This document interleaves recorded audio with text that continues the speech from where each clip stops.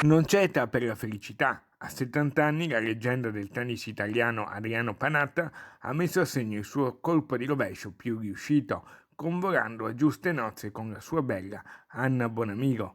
Panatta, romano di nascita, ormai da tempo è a tutti gli effetti trevigiano e la coppia ha scelto Venezia questa mattina per coronare questo sogno. È una giornata di felicità, per cui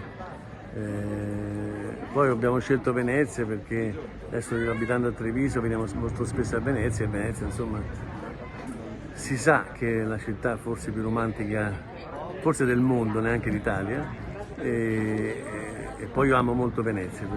E a chi gli chiede se Venezia superi Roma, lui risponde così.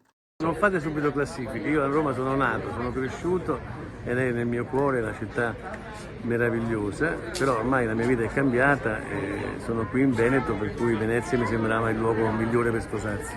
Cerimonia riservata con rito civile nel Salone Nobile di Cafarsetti. A celebrare il matrimonio è stato il magistrato Carlo Nordio, amico intimo della coppia. Tra gli invitati il sindaco e il vice sindaco del comune di Treviso Mario Conte e Andrea De Checchi, Luigi Brugnaro, primo cittadino di Venezia, e Philippe Donnet, CEO del gruppo Generali. Poi Nordio ha presentato così la sposa. Anna è, ripeto, una leggenda di Treviso.